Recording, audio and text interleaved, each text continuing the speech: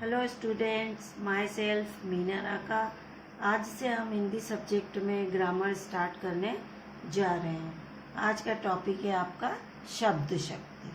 तो चलो शब्द शक्ति देखिए कि शब्द शक्ति क्या होती है। शब्द शक्ति अर्थात शब्दों की शक्ति। जिस प्रकार से शारीरिक शक्ति, बौद्धिक शक्ति, मानसिक शक्ति, उसी प्रकार से शब्दों की शक्ति। शब्दों पर लगने वाला वह बल जिसमें वाक्य के शब्दों का विशेष अर्थ प्रकट होता है, वह शब्द शक्ति कहलाता है। हम किसी भी शब्द पर जिस प्रकार का उसमें बल लगाते हैं और उस बल लगाने के बाद उस शब्द का कोई विशेष अर्थ प्रकट होता है, कुछ अलग अर्थ प्रकट होता है, वह शब्द शक्ति कहलाता है।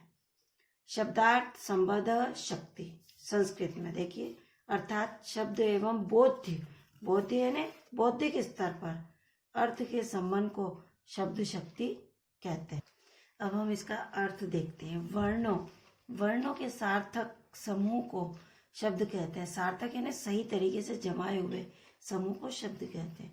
शब्द में अंतर्निहित अर्थ को, शब्द के अंदर जो अर्थ छिपा होता है, उस अर्थ को ग्रहण करने वाले व्यापार मतलब कर्म या कार्य को शब्द शक्ति कहते हैं। मतलब किसी भी शब्द के अंदर जो अर्थ छिपा होता है, उस अर्थ को ग्रहण करने में, उस अर्थ को समझने में हम जो भी कार्य करते हैं, जो भी कर्म करते हैं, वह शब्द शक्ति कहलाती है। प्रत्येक शब्द में वक्ता यानी बोलने वाला के अभिष्ट यानी चाहा हुआ जो अर्थ हम चाहते हैं, चाहा हुआ अर्थ को व्यक्त करने का जो गुण होता है, वह शब्द शक्ति के कारण ही आता है। जैसे प्रत्येक शब्द में वक्ता के अभिष्ट, वक्ता जैसे मैं, मान लीजिए मैं कुछ बोल रही हूँ और किसी भी अर्थ को व्यक्त करने का जो मेरे अंदर गुण है, जैसे मतलब बड़ी बात को कम शब्दों में कहना या मुहावरेदार लैंग्वेज में कहना या टोन कसकर कहना, वह शब्द शक्ति के कारण ही आते हैं। इस प्रकार के गुण बोलने वाले के अंदर, जैसे मान लो मैं आपको कम शब्दों में कुछ कह रही हूँ या मुहावरेदार भाषा में समझा रही हूँ या किसी भी प्रकार से आपको शॉर्ट करके बता रही हूँ या कोई नए तरीके से उसको मतलब बहुत अच्छी मनोरंजक तरीके से बता रही हूँ, तो वो सारे जो गुण मेरे अंदर आएंगे वो शब्द शक्ति के कारण ही। अब आता है शब्द शक्ति के प्रकार अर्थात विभाजन। सबसे पहला है इसका वाचक शब्द। वक्ता द्वारा बोले गए, वक्ता है ना जो बोलने वाला, वाक्य का सीधा अर्थ ग्रहण होता है। मैं राजस्थानी हूँ, तो देखिए इसमें वाक्य का सीधा अर्थ है कि वक्ता राजस्थान का रहने वाला है। जैसे मान लीजिए मैं वक्ता हूँ और मैंने बोला है कि मैं राजस्थानी हूँ, तो इसका सीधा सा मतलब है कि मैं राजस्थान में रहने वाली हूँ। सेकेंड है इसका लक्षक शब्द, यानी लक्ष्य अर्थ मतलब लक्ष्य तक पहुंचना। वक्ता द्वारा बोले गए शब्द का लक्षणों के आधार पर अर्थ ग्रहण करना। जैसे मान लीजिए मैं बोल रही हूँ, अब आपको उसका अर्थ उसके लक्षण के आधार पर ग्रहण करना है। जैसे मैं राजस्थानी हूँ, यदि राजस्थानी को राजस्थान की संस्कृति का द्योतक अर्थात सूचक माना जाए तो वह लक्षण शब्द होगा और राजस्थानी संस्कृति इसका लक्षार्थ होगा। मतलब यहाँ पर राजस्थान की संस्कृति उभर कर आ रही है और इस वाक्य का अर्थ है कि मतलब यहाँ पर राजस्थान की संस्कृति को हाईलाइट किया जा रहा है। इसका थर्ड नंबर है व्यंजक शब्द अर्थात व्यंजक अर्थ। अब व्यंजक अर्थ निकालना, जहाँ वक्ता का भाव लक्षणों द्वारा भी अभिव्यक्त नहीं हो पाता। इसमें ना तो बोलने वाले के जो भाव होते वो लक्षणों द्वारा भी बाहर नहीं आते और अन्य अर्थ की कल्पना करनी होती है, मतलब किसी तीसरे ही अर्थ की कल्पना मतलब इमेजिन करना होता है, वहाँ शब्द व्यंजक होता है। जैसे सावधान, मैं राजस्थानी हूँ, इसमें राजस्थान के वीरों की वीरता व्यंजित होती है। मतलब इससे पता चलता है कि ये राजस्थानी है अर्थात ये वीर है। राजस्थानी शब्द व्यंजक हो गया और वीरता व्यंग अर्थ मतलब खबरदार हम राजस्थानी है, जैसे मतलब तुम हमसे मतलब हम वीर है, हम किसी से डरते नहीं। तो अब आते हैं आपके शब्द के उपयुक्त विभाजन के आधार पर शब्द की क्रमशः 3 शक्तियां मानी गई है। अभिधा शब्द शक्ति, लक्षणा शब्द शक्ति और व्यंजना शब्द शक्ति। ये मुख्य है, ये आप लोगों के एग्जाम में भी आएगी। ये शब्द शक्ति को फ्लो चार्ट के माध्यम से समझा रखा है। आपको भी इसी तरह से इसको अपनी फेयर कॉपी में फ्लो चार्ट के माध्यम से समझाना है। सबसे पहला है अभिधा शब्द शक्ति। इसके अभिधा के भी 3 प्रकार है, रूढ़, यौगिक और योग रूढ़। दूसरा आता है लक्षणा, रूढ़ी लक्षणा, प्रयोजनवती लक्षणा, और तीसरा आता है व्यंजना, शाब्दी व्यंजना, आर्थी व्यंजना। ये 3 मुख्य शब्द शक्तियां हैं और इन 3 के भी ये अलग अलग प्रकार हैं। तो सबसे पहले आज हम पढ़ेंगे अभिधा शब्द शक्ति के बारे में।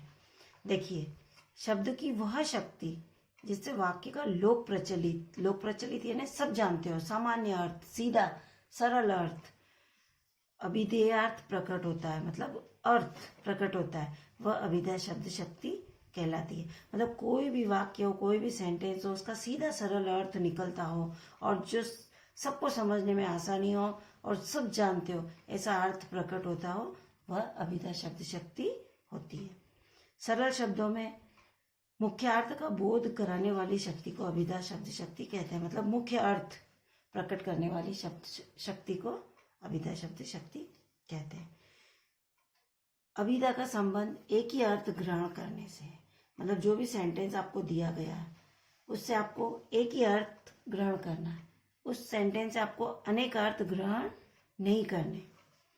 जिन शब्दों के वाच्यार्थ या मुख्यार्थ की अनुभूति प्रतीत होती है, अभिधा शब्द शक्ति द्वारा ही होती है, उन्हें वाचक कहते हैं। उदाहरण, किसी ने कहा पानी दो।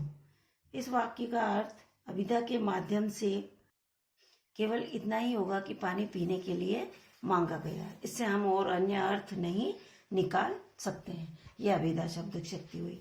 वस्तुतः अभिधा में जो बोला जाता है और सुनकर प्रथम बार में ही जो अर्थ हम ग्रहण कर लेते हैं या समझ लेते हैं, वही अर्थ ग्रहण करने की प्रक्रिया इसके अंतर्गत आती है।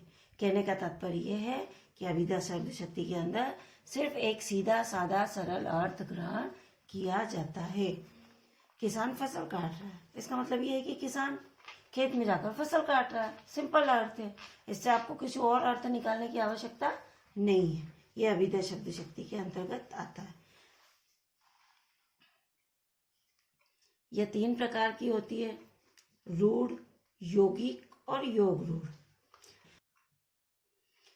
रूढ़ शब्द शक्ति शब्दों का विश्लेषण का मतलब होता है छानबीन या पृथक्करण संभव न हो। मतलब रूढ़ शब्द शक्ति में जो भी शब्द है उसका हम विश्लेषण नहीं कर सकते, मतलब संभव नहीं हो सकता है, उसके खंड नहीं हो सकते, और अगर उसके खंड करते भी हैं तो उनका कोई सार्थक अर्थ नहीं निकल पाता है। वहां पर रूढ़ शब्द शक्ति होती है। जिस प्रकार से देखिए, ये हाथ का हमने विश्लेषण किया, हा प्लस थ, तो अब इस अकेले हा का क्या अर्थ निकलेगा, और इस अकेले थ का कोई अर्थ नहीं निकल रहा है। इसी प्रकार से ये कमल, तो ये हो गए अर्थहीन, तो ये हो गई रूढ़ शब्द शक्ति। क्या हम इसमें इसका विश्लेषण भी नहीं कर सकते हैं, और अगर इसके खंड करते भी हैं तो उनका सार्थक अर्थ नहीं निकल पाता है, वहां पर रूढ़ शब्द शक्ति होती है।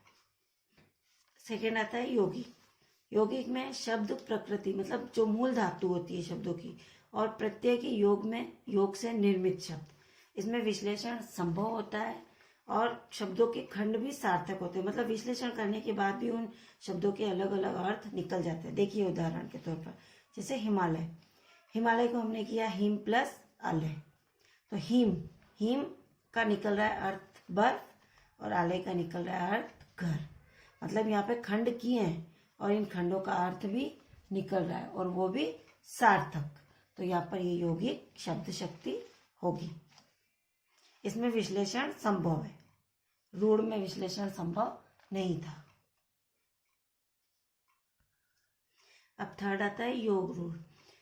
संरचना यौगिक के समान, मतलब इसकी बनावट, जो इसका तरीका होता है वो इस यौगिक के समान होता है, और अर्थबोध, मतलब हम इनके अर्थों को ग्रहण करते हैं, उसका तरीका रूढ़ के समान होता है। तो देखिए इसका उदाहरण जलज, जैसे जल प्लस जल में उत्पन्न होने वाला, ये यौगिक के समान है। यौगिक वस्तुएं जो जल से उत्पन्न होती है, सीपी, मेंढक, उसी प्रकार इसका रूढ़ के समान। देखिए जलज का मतलब हो गया कमल। उसी प्रकार देखिए पंकज, पंक प्लस ज, पंक का मतलब होता है कीचड़ और ज का मतलब होता है उत्पन्न, तो पंकज। आज की क्लास में हम इतना ही पढ़ेंगे और इसके अगले मतलब 2 भेदों के बारे में नेक्स्ट क्लास में पढ़ेंगे। ये जितना भी आपको पढ़ाया गया है इन सबको आपको अपनी फेयर कॉपी में नोट करना है और इन प्रकारों को, भेदों को फ्लो चार्ट के माध्यम से समझाना है। धन्यवाद।